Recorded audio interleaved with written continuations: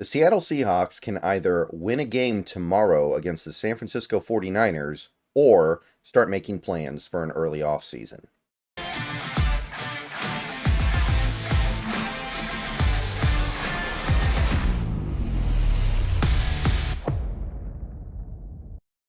What's going on, everybody? Good morning. Made it to Saturday. Made it to college football Saturday. Huskies already took care of business this week, so we don't have to worry about that.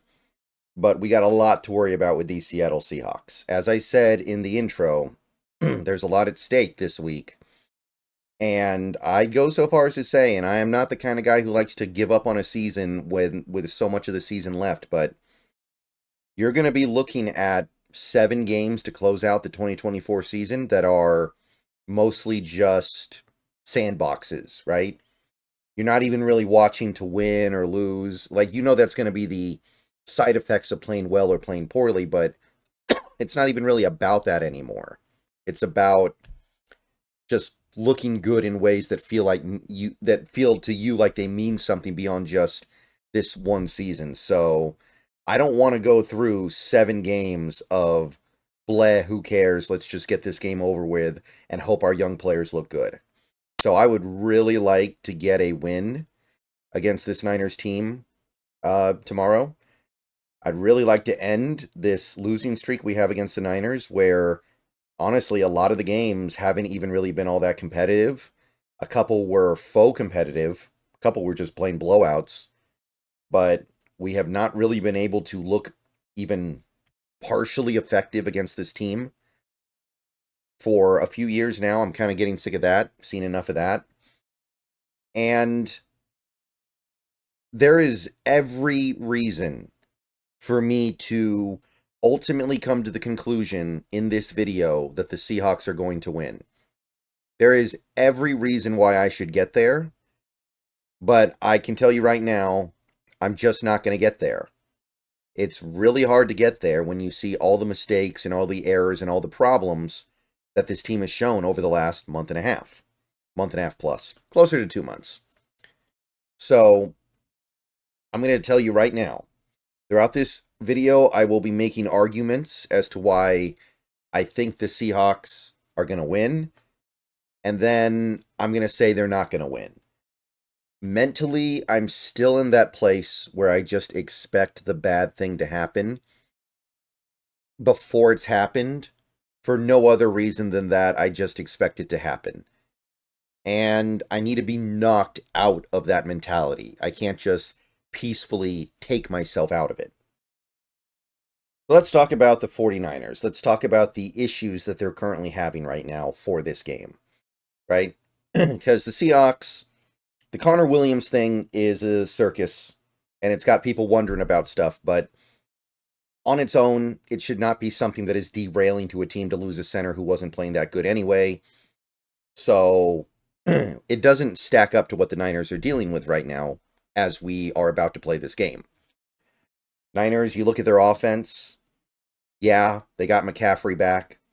Purdy's playing good football. Debo having a good year. Kittle having a good year. Jawan Jennings breaking out.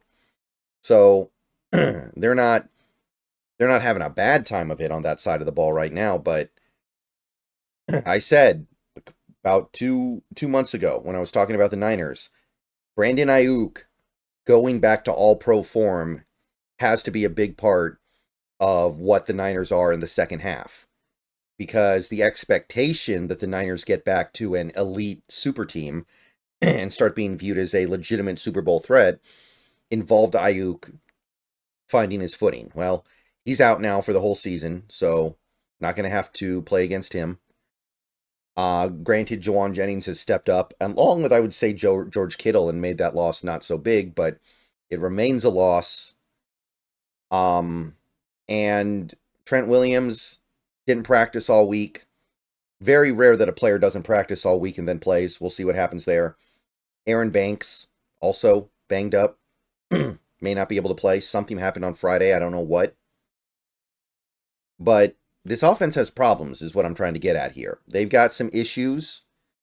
And you're looking at this Seahawks defense that is here because they can't stop teams like the 49ers. The reason why Pete Carroll ultimately lost his job and Mike Macdonald is here right now is that Pete just struggled to figure out the Niners in the last couple years of his career. When you combine that with the fact that he could never totally figure out the Rams, I think that more than anything was what led to the bleed out that contributed to him ultimately leaving. And you bring in McDonald because he's got the sauce. He's got the special sauce that can really make life hard for the 49ers. He's got the package of simulated pressure and stacked boxes that Purdy doesn't deal with well. And you got him in large part because he showed that firsthand in the, I think it was the Christmas game last year. So we did see some steps the Seahawks took on defense last week to improve their foundation. And that good foundation unlocks so much more of that. So theoretically, I should be looking at this game and thinking to myself, okay, Niners offense getting a little healthier, but they've got some real problems. They don't have what they thought they were going to have at receiver. They don't have what they thought they were going to have on the offensive line in all likelihood. This is something that we should be able to take advantage of because McDonald knows what's up, knows how to coach against this team. We just need to give him a more sound foundation so he can access that part of his playbook. I should be saying that because this defense, I mean, in theory, it should be getting closer to what we were sold that it would be. It should be getting closer to McDonald's vision because you're seeing how aggressive they are with swapping these players out. Jerome Baker gets traded a couple weeks ago. Tyrell Dodson's out the door. Jaron Reed actually had a comment the other day where he basically said, I've never seen a team operate like that before where they just straight release a guy like Dodson that quickly. And some people, by the way, are a little concerned about the how that quote might be interpreted. But it should be getting closer, right? If you feel like Tyrese Knight is better for your defense than Tyrell Dodson, and you make that move to get rid of Dodson and you put Knight out there, and your assessment is correct, you should be moving closer to what you want, right? That's how I look at it. So that should be something I feel pretty good about, right? Because you look at that last game, yeah, the defense didn't really play well, but they got a lot of pressure on Purdy and just couldn't get him down. You would expect them to be able to get him down this time just because of variance. Like, it's really, really rare you have a game where you get that many pressures, but you barely ever actually touch the quarterback, right? I would say that this is a little bit of a redemption moment for somebody like Reek Woolen, who had one of the worst games of his life last week, even though he got an interception. And the last time he played the Niners, he got benched at halftime because he can't tackle. I'd say all these things, and then I'd come to the conclusion that, okay, this favors the Seahawks. This is a lean Seahawks situation because of all the stuff happening around both teams. But no, I'm not there. I'm not really feeling that. I look at the other side. I look at that Niners defense where Bosa, real chance he doesn't play. It almost sounds like Bosa isn't going to play, but they want to at least float the possibility. So at least the other team has to prepare for it. So we get Abe Lucas back, and his first game isn't against the likely defensive player of the year. Great. And even if he does play, he's not going to be himself. We know that. So I should be looking at that and going, okay, that's by far their best player on defense. They still got Fred Warner. They still got other good players. But one of those other good players, Travarius Ward, he's not playing. I think he's mourning his son. So you have that. You have Kevin Givens. Kevin Givens, who isn't a great player, but is the kind of player the Niners really need because they're so thin in the middle right now defensively that they're down to like UDFAs playing non-trivial roles, rookie UDFAs. And I should go, okay, you should be able to run the ball on them. You should be able to run the ball up A gap and B gap all day, and there shouldn't be much they can do about it, right? I should be able to say, without Ward and with them already missing some stuff that they expected to have at safety, I could be wrong. I think Hufanga is still out. But I should be looking at that and going, okay, DK Metcalf, first game back from the injury, missed 2 games in a row. He should be able to do a lot of damage against a secondary missing 2 starters and a secondary that might also be down a third guy who was likely to contribute because of the situation without Ward. So I should be looking at that going, okay, JSN just had the breakout game of his career, and DK's back from an injury and he's ready to go. This should spell really, really big numbers for those guys. A lot of production, a lot of good things. And I could certainly see that playing out. I could certainly see DK and JSN having big games this weekend. But it's not enough for me to say all that and then say, yeah, I think we're going to win. And we're not even done talking about this stuff yet, right? Like, you've got a Niners team that just seems really, really ready to step in a trap. They're 5-4. They've won their last 2 games. They're getting McCaffrey back. They're starting to get healthy. This is a great moment to knock them back in a hole. The Seahawks are the more desperate team. They need this win to keep their season alive. San Fran needs this win to basically put the Seahawks away. So the Seahawks should be the more desperate team. That should play in their favor. They're due a win simply because they've lost 2 in a row. And it's not often you see even a decent team, even an average team, go on 2 different 3-game losing streaks in one season. I should be pointing to all these things and just being like, it feels right.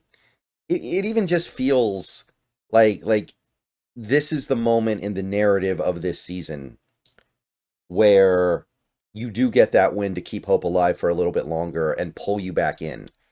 Like, if somebody was writing this, the Seahawks would definitely win this game, right? No doubt about it.